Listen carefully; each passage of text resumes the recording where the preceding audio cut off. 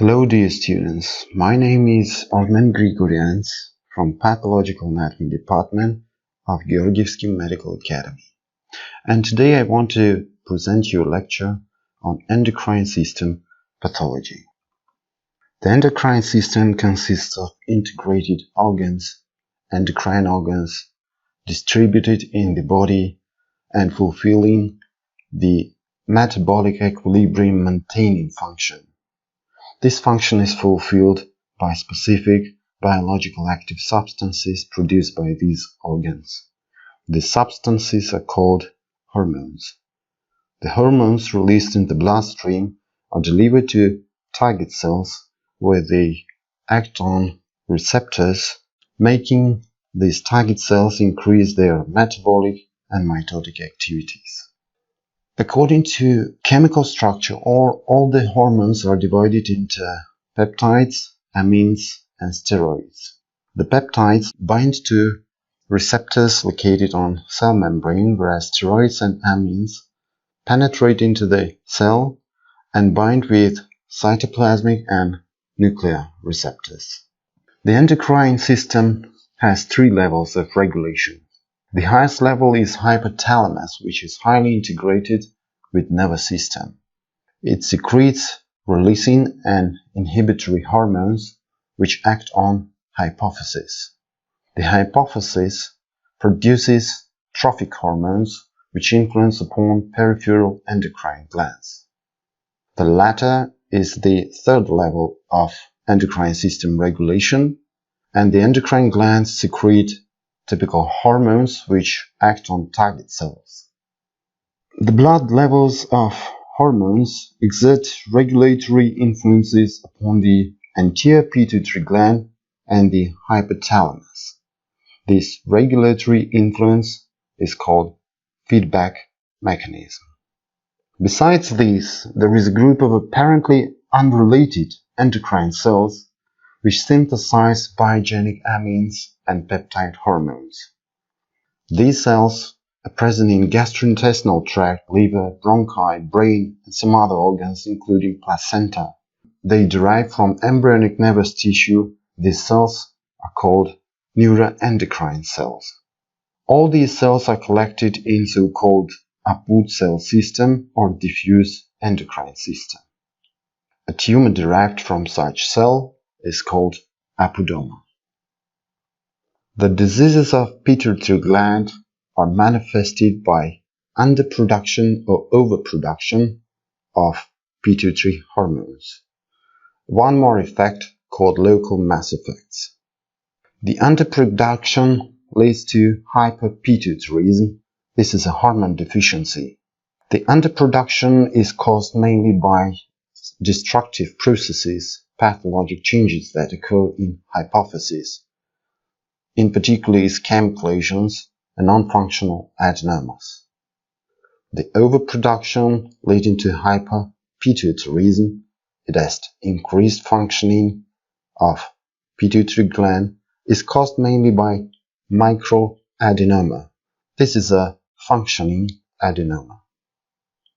The local mass effects results of some lesions that create a mass volume in the hypophysis. This volume makes compression of adjacent tissues, leading to some changes in cellular toxica, visual field abnormalities, and result in elevated intracranial pressure. Hypopituitarism. It is a decreased secretion of pituitary hormones resulting from lesions of hypophysis or hypothalamus. The hyperfunction occurs when approximately 75% of pituitary parenchyma is affected. According to origin, the hyperpituitarism can be congenital or acquired. According to location of primary lesion, it can be primary if hypophysis is affected, or secondary if the pathologic change is found in hypothalamus. According to extent of affection, we distinguish partial or total hypopituitarism. The total one is also called panhypopituitarism. The partial hypopituitarism is manifested according to lacking hormone, and the total hypopituitarism is presented by Simon's disease or Sheehan's syndrome. Simon's disease is an anterior pituitary insufficiency, also called panhypopituitarism, caused by trauma, some vascular lesions, surgery, infection, or tumor. It is mainly manifested by loss of weight, atrophy of inner organs, premature aging, atrophy of gonads and genitalia, and some other signs. The patients with Simon's disease usually have arterial hypertension. Simon's disease is also called pituitary cachexia. Sheehan syndrome is another type of panhypopituitarism caused by ischemic necrosis of anterior pituitary gland. This results from hemodynamic disorders during delivery or after it. Due to this, Sheehan syndrome is also called postpartum necrosis of pituitary gland. The main causes of Sheehan syndrome are obstetric hemorrhage, shock, and disseminated intravascular coagulation syndrome. Also, some other causes may be present. The Sheehan syndrome is also called a disease of 7A due to the first letter of 7 prominent symptoms of this disease, which are amenorrhea, axillary hair loss, agalactia, areolar hypopigmentation, apathy, adenomia, anemia. On this MRI scan, we can see empty sella turcica due to necrotized hypophysis. In this picture of autopsy, we can see a remnant of hypophysis after hemorrhage and blood clots in the site where hypophysis was. In this histologic slide, the necrotized pituitary tissue is presented by eosinophilic homogeneous mass with the areas of hemorrhages. Also, we can see some residual cells of pituitary gland. Pituitary dwarfism is a dysontogenetic syndrome related to child's slow growth pattern and an unusually small stature, below average height. It is caused by relative or absolute deficiency of growth hormone. The condition of dwarfism could be caused either by pathologic changes, pathologic affection of pituitary gland, then it is called pituitary dwarfism. It could be caused by pathologic changes in hypothalamus, then it is called hypothalamic dwarfism. And sometimes the abnormality of the receptors of growth hormone could be present, and this leads to dwarfism condition called Laron dwarfism. Among main clinical manifestations of pituitary dwarfism are premature aging, sunken nose and prominent forehead, muscle hypertrophy and larynx immaturity, of course a child pattern of body stature, pale and dry skin, mottled skin pattern that could be seen here on this slide, and some other symptoms. Gigantism is an example of hyperpituitarism. It is a generalized increase in body size with disproportionately long arms and legs, caused by elevated levels of growth hormone. This condition occurs in children before epiphyses have closed. The main cause of gigantism is a functioning adenome of pituitary gland. The patients with gigantism, they have enlarged visceral organs, their movements are limited due to pain in the limbs and muscle weakness. They usually have arterial hypertension, thickened and wrinkled skin on face. Their voice usually is changed. They also could have some pathologic curvatures of vertebral column.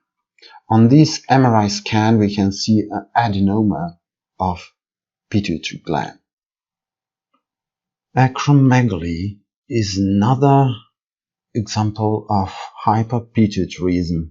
It is a condition related to increased levels of growth hormone with predominant growth in skin and soft tissues, viscera, and bones of the face, hands, and feet.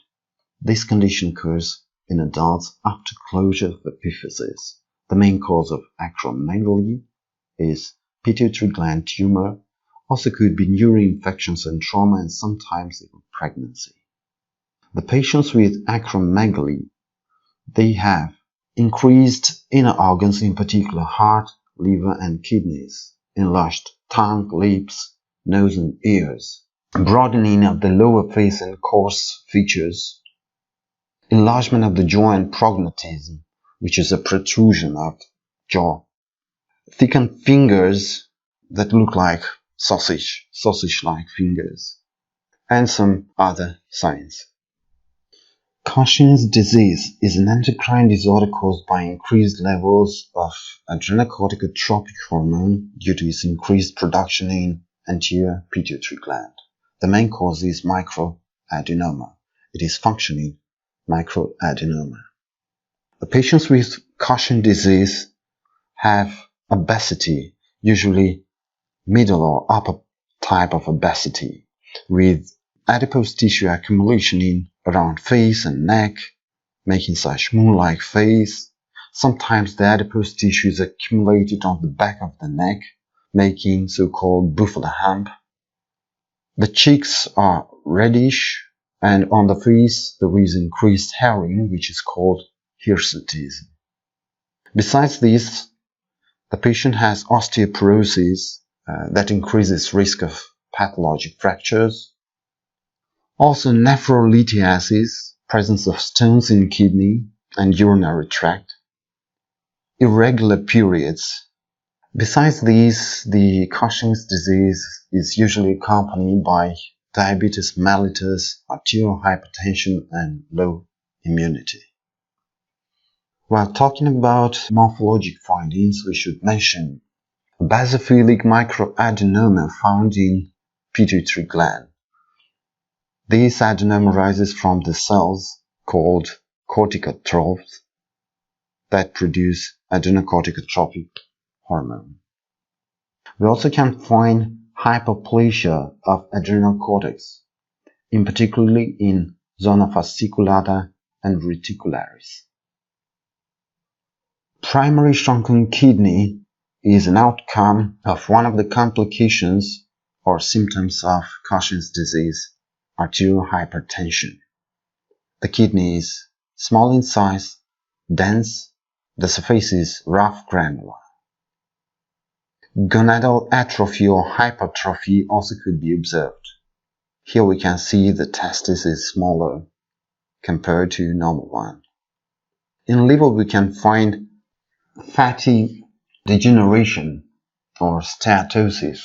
We can see the hepatocytes increased in size, round shape, and with transparent vacuoles, which is lipid.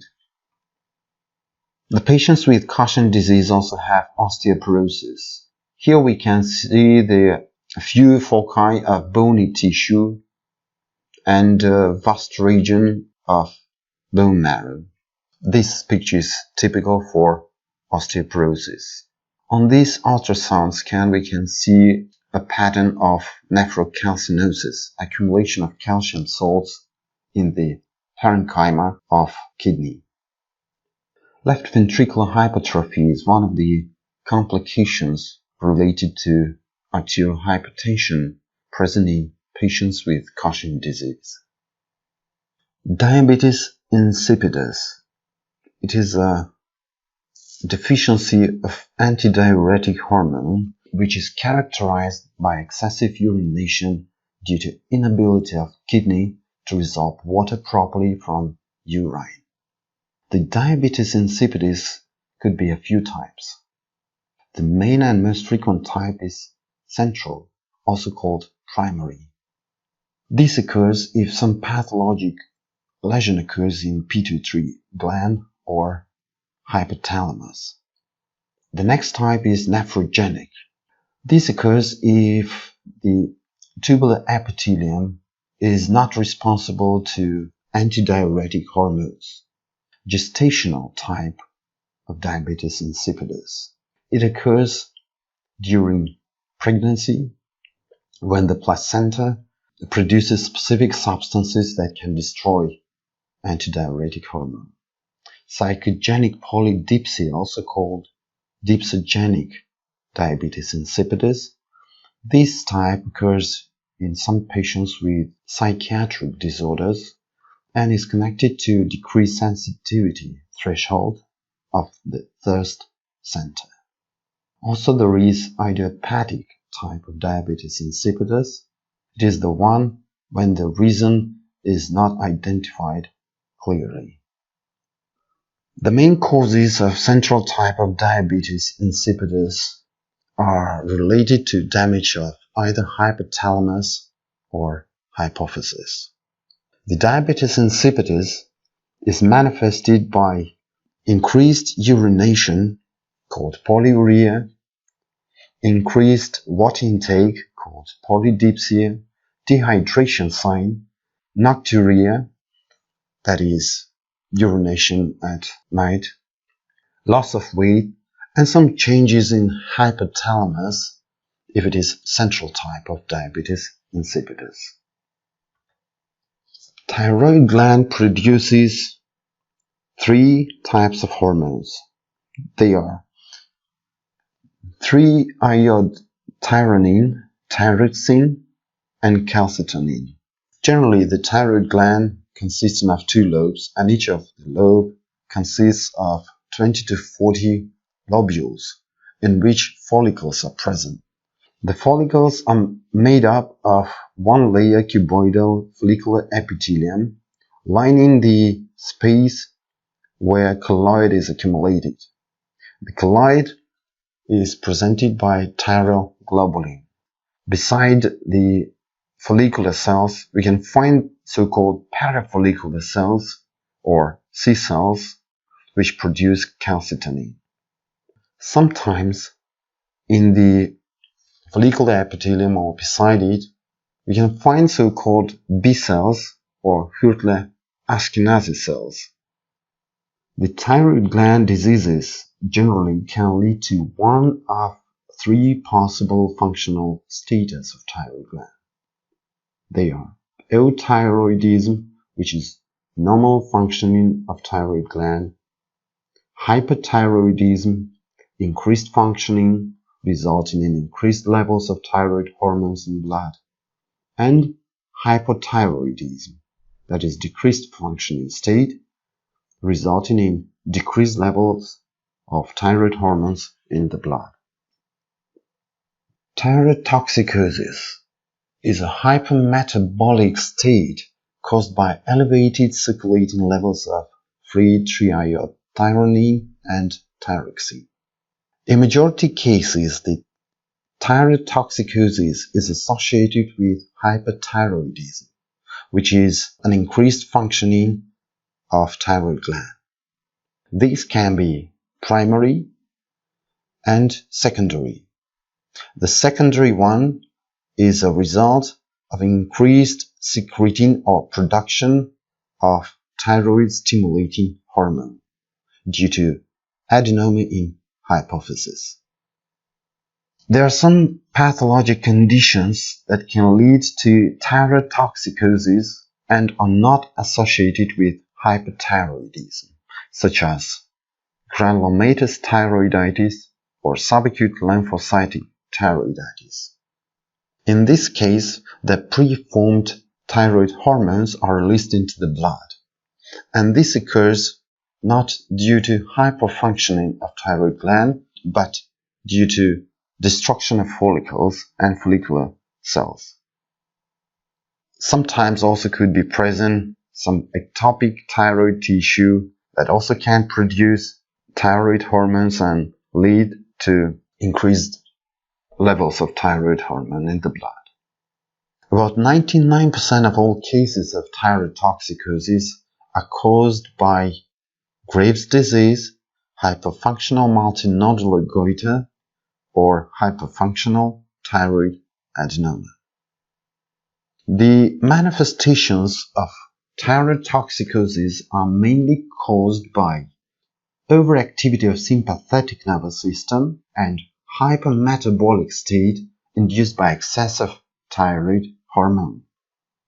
There is a great number of clinical symptoms and signs in the patients with hyperthyroidism, which can be categorized in the following groups. The metabolic signs presented by increased basal metabolic rate and increased temperature, intolerance to heat, loss of weight notwithstanding the patients have increased appetite. Dermatologic signs like soft and warm flushed skin that results from increased blood supply, increased sweating.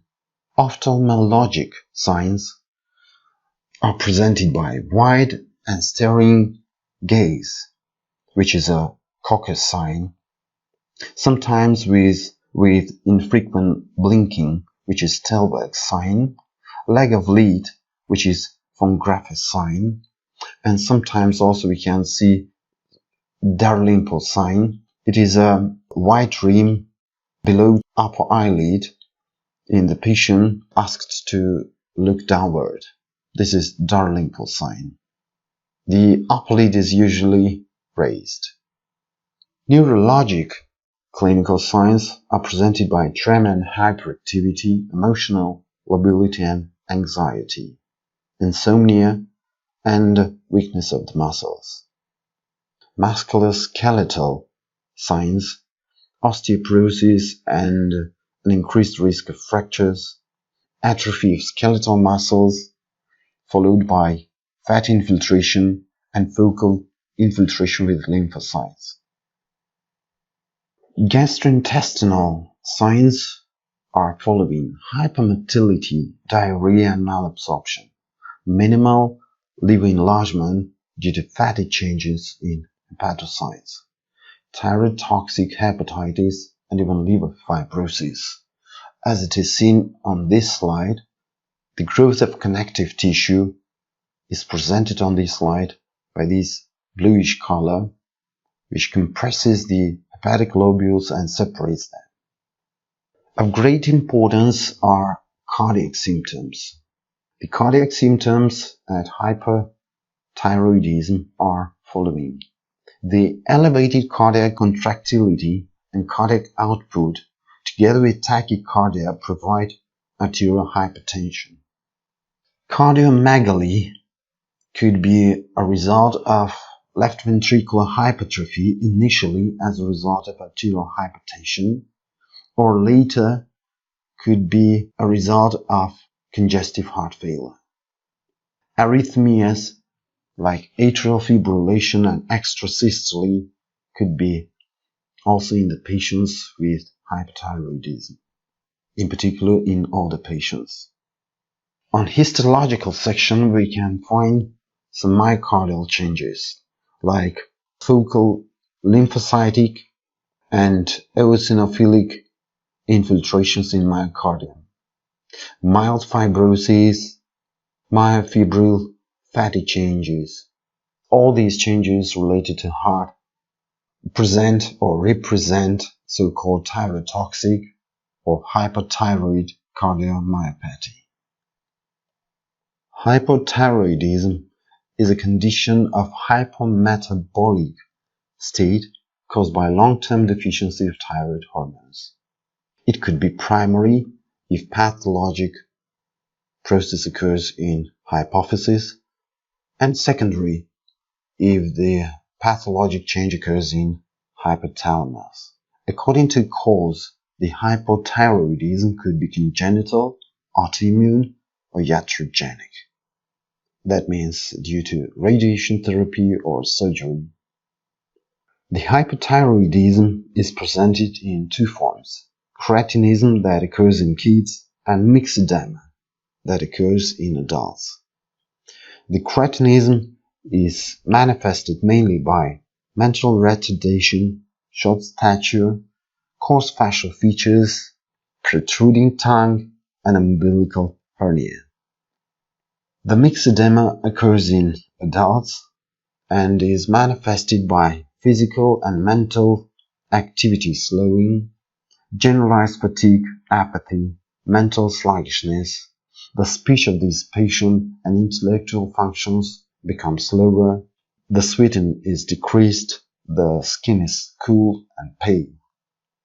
Shortness of breath and decreased exercise capacity usually become the main complaints of these patients.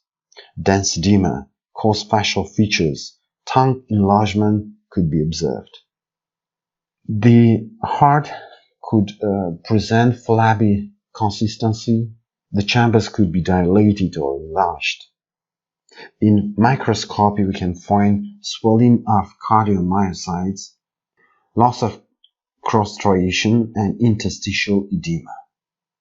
These changes that happen in the heart represent the so-called hypothyroid or myxodematous heart. Thyroiditis is an inflammation of thyroid gland. According to the course of thyroiditis, it can be acute, subacute, or chronic. The acute thyroiditis could be caused by infections, like bacteria, fungi, or viruses, or it could be non-infectious. The acute thyroiditis is represented, morphologically is represented by different types of exudative inflammation, and it is usually painful. Clinically more important are subacute and chronic types of thyroiditis. Decurvent thyroiditis. It is a subacute inflammation of thyroid gland that occurs 5 to 6 weeks after upper airway viral infection. Gross appearance of thyroid gland. The thyroid gland is increased in size, usually asymmetric. On cross-section, we can find a foci of yellowish, whitish, dense structures separating the normal tissue of thyroid gland, which is brownish. These foci are dense in consistency. The microscopic picture of thyroid gland at decurvent thyroiditis is different according to stage of the disease. In early acute inflammatory stage, the follicles are destroyed, completely destroyed by neutrophils, which can form microabscesses. Later, neutrophils are changed by macrophages, which form a granuloma at the site of destroyed follicle. Here is the granuloma. The granulomas in decurvent thyroiditis usually contain multinucleated giant cells. That's why the decurvent thyroiditis is also called granulomatous or giant cell thyroiditis. The multinucleated giant cell can contain the remnants of colloid of the follicle. Decurvent thyroiditis finally results in fibrosis and decreasing of follicles in size and in number. Hashimoto thyroiditis. It is most frequent type of thyroiditis. It is an autoimmune disease that results in destruction of thyroid gland and gradual and progressive thyroid failure. It is frequently associated with other autoimmune diseases. There are two major etiological factors for Hashimoto thyroiditis. These are hereditary predisposition and any damage of thyroid gland that leads to exposure of thyroid antigens. These two factors, and especially the second one, triggers to induction of thyroid autoimmunity. The induction of thyroid autoimmunity by means of a few processes finally leads to progressive alteration of thyroid epithelial cells, apoptosis. The thyroid gland in Hashimoto thyroiditis is increased in size. Usually moderately increased, could be diffuse, symmetric, sometimes could be asymmetric. It is brown in color, and sometimes on cut surface we can see granular pattern with small dots of grayish color. The microscopic picture of Hashimoto thyroiditis is different due to type of Hashimoto thyroiditis. The first is classical type, and the second is atrophic type. In classical type of Hashimoto thyroiditis, the thyroid gland is extensively infiltrated with lymphocytes and plasma cells, occupying the great part of the thyroid gland. They compress the follicles. This lymphocytic infiltration has a typical structure with a dark-colored peripheral part and central located light or pale-colored central part, which is called germinative center. In germinative center, here it is, we can find specific cells called Ashkenazi-Huttler cells. Here they are at higher magnification. The atrophic type of Hashimoto thyroiditis is presented by less infiltrations of lymphocytes and plasma cells, less number of preserved follicles, and increased growth of connective tissue. Radial fibrosing thyroiditis. It is a chronic inflammation of thyroid gland which is characterized by parenchyma destruction and its substitution by dense connective tissue. Macroscopically, the thyroid gland is dense as wood. On cross-section it is grayish in color, sometimes with bluish lines. Under microscopic investigation we can see enormous growth of connective tissue, atrophy of thyroid parenchyma, and either diffuse or local lymphocytic infiltrations. Goiter. Goiter is an abnormal enlargement of thyroid gland due to diffuse and nodular hypertrophy and hypoplasia of thyroid parenchyma. According to epidemiology, it can be endemic and sporadic. According to gross features, the goiter could be diffuse, as it is seen on this pattern, nodular, consisting of separate nodules, or mixed, diffuse nodular. According to microscopic features, the goiter could be parenchymatous when the follicular epithelium proliferation is predominant, colloid when the follicles are distended and filled with a great amount of colloid mass, and combined when both present. According to functional state of thyroid gland, the goiter could be euthyroid, hypothyroid, and hyperthyroid. Graves' disease is an autoimmune disorder characterized by diffuse enlargement of thyroid gland with increased levels of thyroid hormones. It is also called diffuse toxic goiter. In Graves' disease, specific autoantibodies occur which bind to thyroid-stimulating hormone receptors present on follicular epithelium. Binding to these receptors, the autoantibodies provoke these cells to produce more hormones, so increased production or increased functioning of these cells. Besides these antibodies also stimulate hypoplasia and hypertrophy of these cells. The Graves' disease is often associated with some other autoimmune diseases. In clinical manifestation, there is a triad always present in patients with Graves' disease. This triad consists of hyperthyroidism or thyrotoxicosis, infiltrative ophthalmopathy, also called exophthalmos. This is a protrusion of eyeballs caused by edema and fibrosis of retrobulbar space and tissues. And the third sign of triad is infiltrative dermopathy. It is an induration of the skin, and infiltration with lymphocytes mainly occurs in lower parts of the legs. Macroscopically, Graves' disease has a pattern of increased thyroid gland with brown color and so-called meaty appearance. The thyroid gland looks like muscular tissue.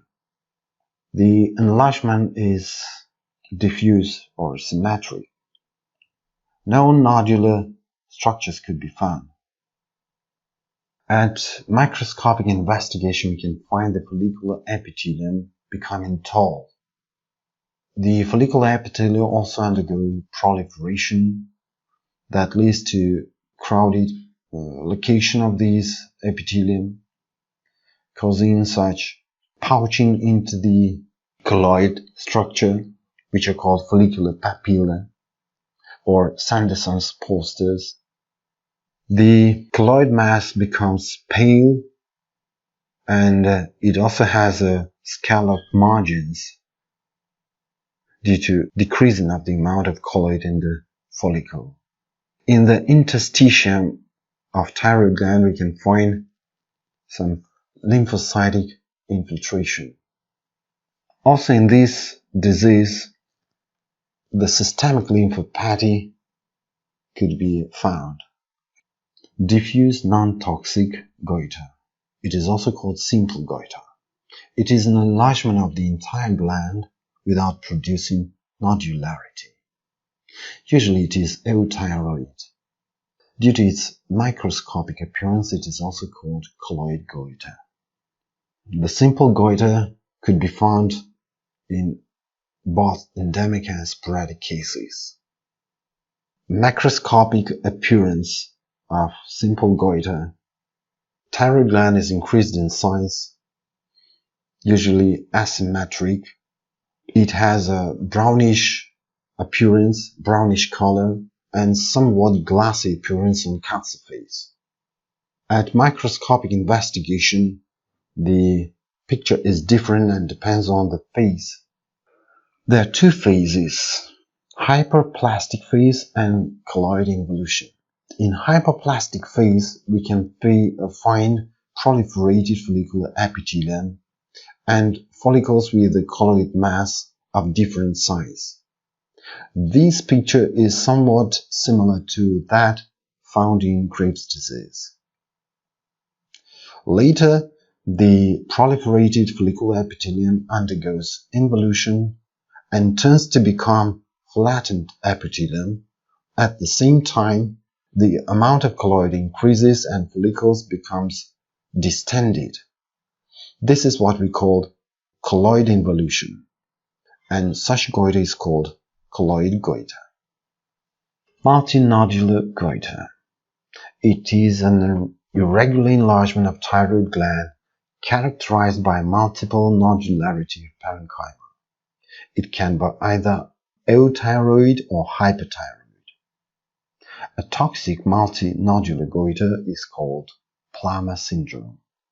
The multinodular goiter is converted from simple goiter in time, and it is mainly affects old individuals. In multinodular goiter, follicular hyperplasia, generation of new follicles, and continuing accumulation of colloid leads to physical stress, resulting in ruptured follicles and vessels, and this leads to hemorrhage, later scarring and calcification. Under macroscopic investigation, the thyroid gland in multinodular goiter is increased in size. It is enormously increased. The enlargement of thyroid gland could be usually asymmetric. On cross-section, we see the non-homogeneous picture. We can see the areas of hemorrhage, cysts, sclerosis,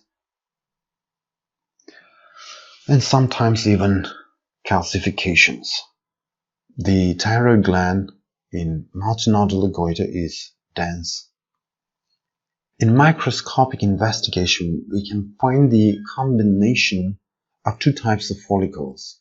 Follicles presented mainly by hypertrophied follicular epithelium with hyperplasia, or distended follicles filled with great amount of colloid. Besides these, we can find multiple areas of irregular growth of connective tissue, dense connective tissue. This is typical for multinodular goiter. Parathyroid glands disorders. Could be two types of parathyroid gland disorders. They are hyperparathyroidism and hypoparathyroidism. The causes of hyperparathyroidism are adenoma, hyperplasia, and carcinoma of parathyroid gland. The main cause, of course, is adenoma, functioning adenoma of hyperparathyroid gland. Actually, there are three types of hyperparathyroidism: primary, secondary, and tertiary. The primary one occurs as a result of functioning adenoma and resulting in increased production of parathyroid hormones. Secondary hyperparathyroidism occurs in patients with renal failure as a result of hypocalcemia and hyperphosphatemia. This leads to compensatory hyperparathyroidism, that is secondary. The tertiary hyperparathyroidism is the one called when, after elimination of the cause of hyperparathyroidism, the increased functioning of parathyroid gland remains. Among manifestations we can name osteoporosis, osteitis fibrosa cystica, nephrolithiasis, metastatic calcification of myocardium, vessels, stomach, and some other organs, and such symptoms as fatigue, weakness, pancreatitis, and constipation related to hypercalcemia. On this microscopic section, we can see osteoporotic bone with bony tissue, dense bony tissue, and space, osteoporotic space filled with the connective tissue and infiltrated with macrophages. This is what we call osteitis fibrosa cystica. Sometimes in osteoporotic bones, the microfractures may occur that lead to hemorrhage. The hemorrhage is filled with macrophages and connective tissue occurs there, and it makes an appearance of brown tumor. In fact, it is not a tumor, but the appearance is like a tumor called brown tumor. Hypoparathyroidism mainly is caused by congenital abnormalities, autoimmune hyperparathyroidism, surgery, trauma, or tumor of parathyroid glands. All these pathologic conditions lead to decreasing of functioning of parathyroid glands. The manifestations of hypoparathyroidism are tetany, mental status changes, intracranial signs like basal ganglia calcification, papilledema, lens calcification and cataract, prolongation of QT segment in ECG, and some dental abnormalities. Adrenal gland consists of two parts, medulla and cortex. The cortex consists of three zones, zona glomerulosa, zona fasciculata, and zona reticularis. Glomerulosa produces mineralocorticoids. Zona fasciculata produces glucocorticoids, and sex hormones are produced in zona reticularis. Medulla produces catecholamines. Cushing syndrome is a condition of elevated glucocorticoid levels. It is also called hypercortisolism. The causes of Cushing syndrome are divided into exogenous and endogenous. The exogenous cause is presented by long-term administration or high-dosage administration of glucocorticoid drugs. That's why it is also called iatrogenic cause. The endogenous causes are divided into adrenocorticotropic hormone dependent and independent causes. The first one related to hypophyseal functioning adenoma. That's why it is also called Cushing's disease. The adrenocorticotropic hormone-independent causes are divided into adrenal adenoma, adrenal carcinoma, and primary adrenal hyperplasia. In this picture we can see multiple nodules of adrenal hyperplasia. Pigmented nodules are present almost in the whole gland on cross-section. Hyperaldosteronism. It is a condition characterized by chronic excess aldosterone secretion. It could be caused by nodular hyperplasia of adrenal gland, aldosterone-secreting adenoma, or as a response to renin-angiotensin system activation. Clinically, this syndrome is manifested by arterial hypertension, hyperpotassemia, extracellular fluid accumulation, and vascular wall edema. On this picture we can see a pattern of aldosterone-secreting adenoma, also called Cone syndrome, presented by a large nodule of yellowish color in adrenal gland. Congenital adrenal hyperplasia, also called adrenogenital syndrome. It is an inherited metabolic errors, lack of enzyme, disabling biosynthesis of corticosteroids. This leads to change of metabolic pathway that results in androgens production. Increased androgen production results in viralization. Due to changed pathway, the cortisol deficiency occurs, and this stimulates hypophyses to increase production of adrenocorticotropic hormone. Adrenocorticotropic hormone influences upon adrenal gland, causing its hyperplasia. There are three types of adrenogenital syndrome. Salt wasting syndrome is the most severe one. Simple viralizing syndrome, mainly presented by genital ambiguity, depicted on this slide, and non-classic or late-onset adrenal viralism. Hypoadrenalism. It is a condition of adrenocortical insufficiency caused by adrenal lesions. It is primary one, or adrenocorticotropic hormone deficiency. It is the secondary hypoadrenalism. The acute hypoadrenalism is an emergent condition that needs to be treated immediately. Otherwise, the patient could have a lethal outcome within a few hours or a day.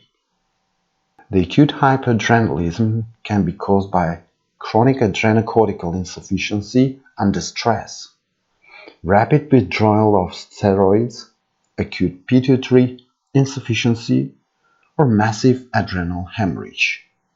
There is a number of causes that leads to adrenal hemorrhage, among which the complication of septicemia, a kind of sepsis, called Waterhouse-Friderichsen syndrome.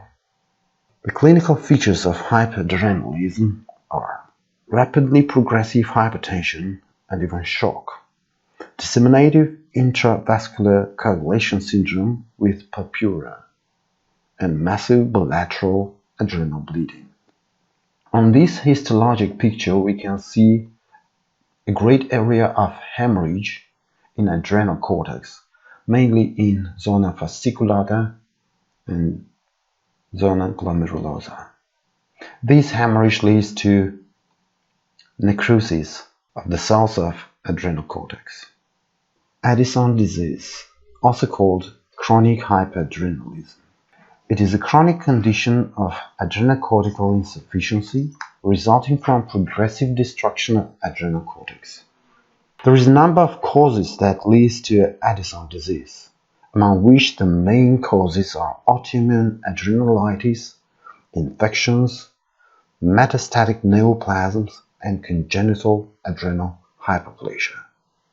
The clinical morphological features are gastrointestinal tract disorders, gastric mucosa atrophy, hypertension, muscle weakness, loss of weight, hyperpigmentation of skin, brown cortic atrophy, and lymphoid and thymus hyperplasia. In this microscopic picture we can see hypoplasia of adrenal cortex. We can see a medulla, and here's the cortex. This is a capsule of the organ. The cortex is narrow. Diabetes mellitus. Diabetes mellitus represents a group of metabolic disorders sharing the common feature of hypoglycemia, resulting from defects in insulin secretion, insulin action, or most commonly both. There is a great number of conditions resulting in diabetes mellitus, among which the two ones are most frequently met. These are type 2 diabetes, making about 90–95% of all cases diabetes mellitus, and type 1 diabetes, 5–10%. Type 1 diabetes. It is the most common type in patients younger than 20 years old. Type 1 diabetes is an autoimmune disease resulting in islet destruction. The main etiological factor currently is considered to be viral infections. A viral infection leads to exposure of antigens of beta cells of Langerhans islet. The patients also have genetic susceptibilities. These two factors lead to autoimmune response, that is, autoimmune immunopathologic reaction that finally leads to destruction, alteration of beta cells in Langerhans islets, and this results in insulin deficiency that finally causes hypoglycemia. In type 2 diabetes, a peripheral resistance to insulin action is present. Currently, it is considered that the type 2 diabetes also has a genetic susceptibility and no autoimmune mechanisms. The visceral obesity is the main trigger factors in type 2 diabetes. Obesity leads to release of some factors like adipokines. These are specific biological active substances releasing from adipocytes, free fatty acids, and some inflammatory factors which altogether can decrease sensitivity of the cells to insulin, calling insulin resistance. The main symptoms of diabetes are strong thirst, itches, weakness, slow healing of wounds, frequent urination, dry mouth, numbness and paresthesia of the legs, frequent skin infections, a constant feeling of hunger, visual impairment, and some others. Morphologic changes found in pancreas at diabetes mellitus.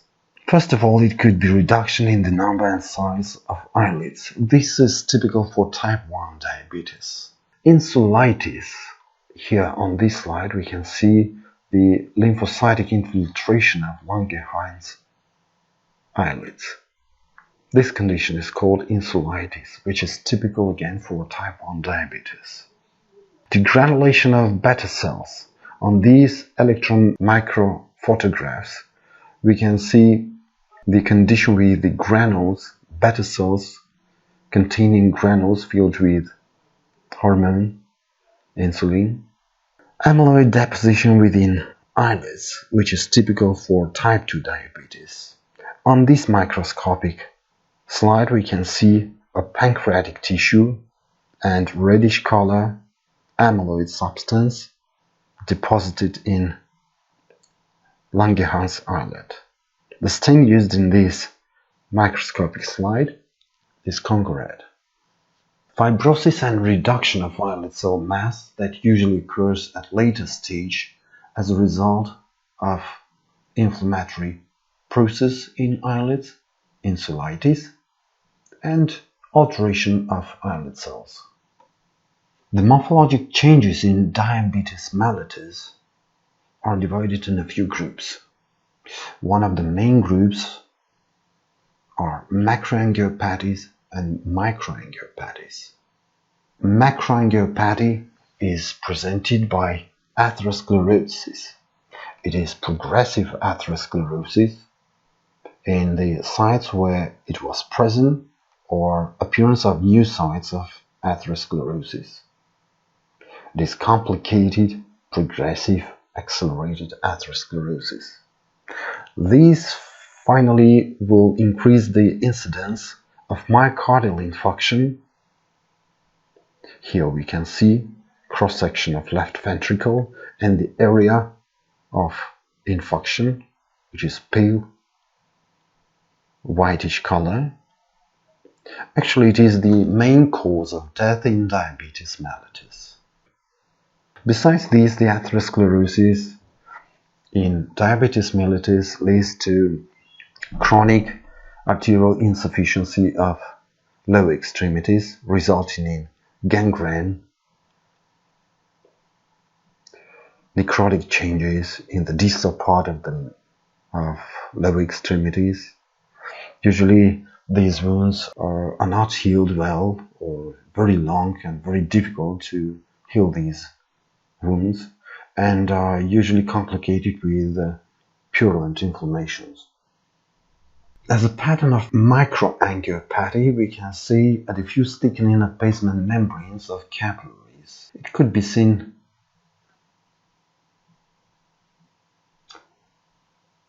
here. Actually, on this slide we can see a basement membrane of tubules, which also undergo thickening.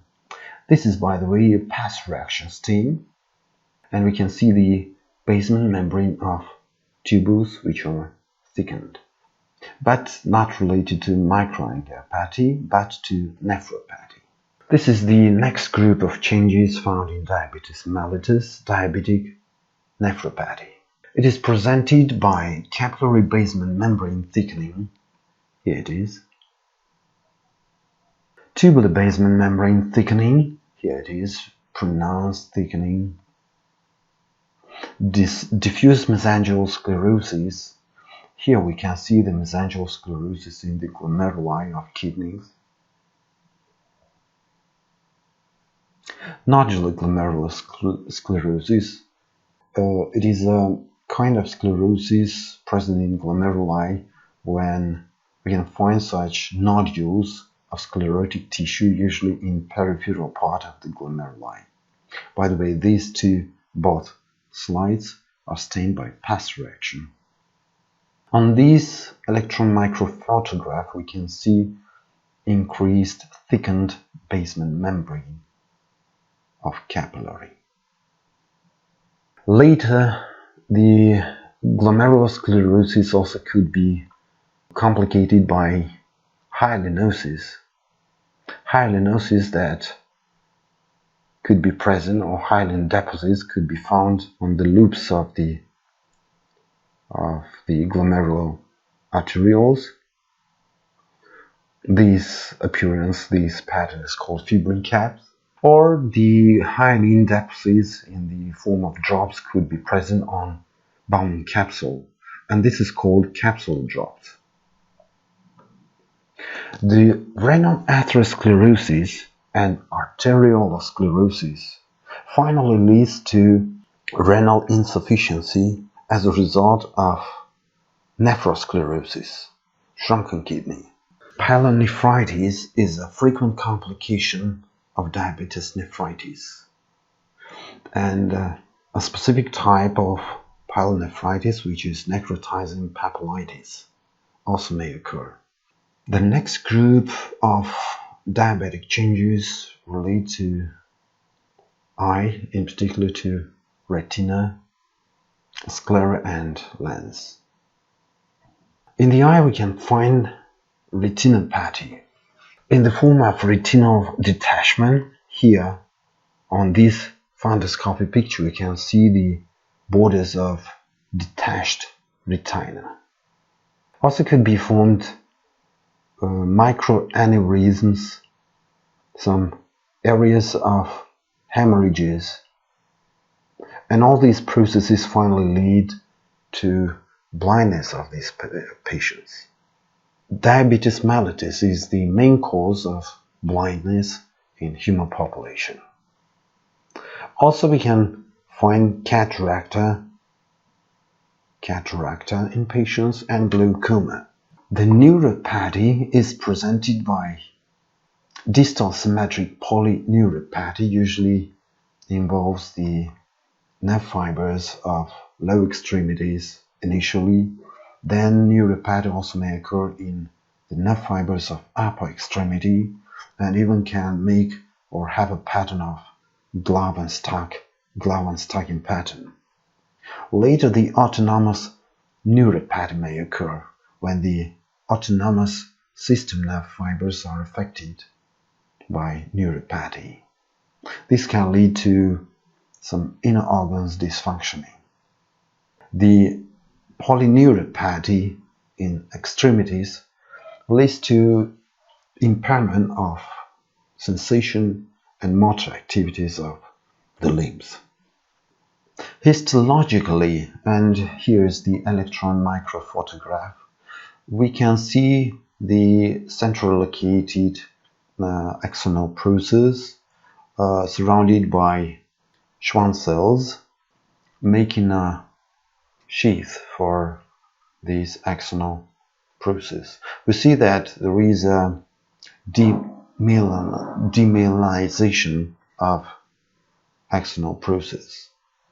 This is a process that happens in diabetic neuropathy, and this leads to impairment of nerves affected by this process. I hope this information will help you better understand the endocrine pathology, some basic issues, some basic aspects of endocrine pathology, and thank you for your attention.